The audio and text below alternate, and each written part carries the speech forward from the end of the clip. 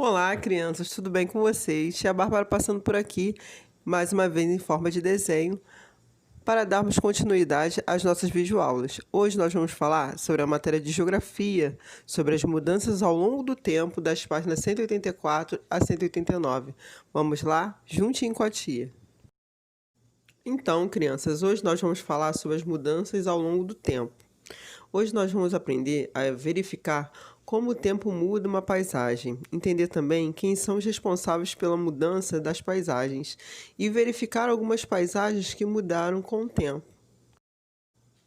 Você já ouviu um dia seus avós ou seus pais contarem sobre a infância deles? Se você ouviu, certamente eles contaram como eram as coisas antigamente. As paisagens, ou seja, lugares que eles passeavam, estudavam ou brincavam, dificilmente estão ainda do mesmo jeito de antes. Nessa aula você irá aprender por que as paisagens mudam ao longo do tempo. O que é o tempo?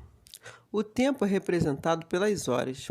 Se você observar um relógio, irá perceber como o ponteiro vai percorrendo todo o caminho e não volta atrás. Isso significa que o tempo não para e que tudo acaba se modificando com o passar dos anos. Bem, crianças, esse é o vovô Jorge e seu netinho Hugo. O vovô Jorge ele já está bem velhinho, enquanto o Hugo ainda é criança. Como estudado no início da aula, as paisagens que o vovô Jorge via quando criança já não são mais iguais a que o Hugo vê hoje, pois com o tempo as paisagens mudam. Bem, crianças, ainda na página 184, o ser humano modificando a paisagem. Logo a seguir, nós vamos entender que o homem é um grande responsável pela modificação das paisagens. O homem é um grande responsável pela modificação das paisagens, pois ele modifica para construir moradias, abrir estradas, etc. Vamos ver, a partir dessa figura, um grande exemplo de paisagem sendo modificada pela ação do homem. Na imagem, vemos um terreno em obra. Em muitas cidades, essa cena é comum. Vemos prédios, casas, estradas, entre outros elementos sendo construídos, e isso modifica a paisagem.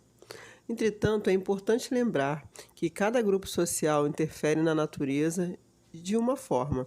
A intensidade de transformação da paisagem de um grupo indígena, por exemplo, é bem menor que a de pessoas que vivem nas cidades. Bem, ainda na página 185, a natureza modificando a paisagem. A natureza também é um modificador da paisagem, pois com as chuvas, ventos e terremotos, alguns lugares sofrem mudanças. Na imagem que nós podemos ver aqui através do seu livro, vemos um deslizamento de terras vindas do morro. Isso ocorre devido à ação das águas das chuvas. O antes e o depois. Você viu no início dessa aula que uma paisagem não é mais igual ao que era antigamente. Então vamos ver alguns exemplos logo a seguir do antes e depois. Nessa figura que está na página 185 do nosso livro, nós podemos ver Copacabana. É uma praia famosa do Rio de Janeiro no seu antes e depois. Bem, gente, na página 186, no nosso livro, a figura aí nos mostra a cidade de Pequim, na China, em seu antes e depois também.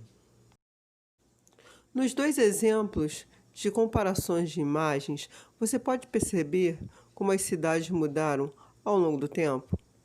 E você sabe quem foi o maior responsável por essas modificações?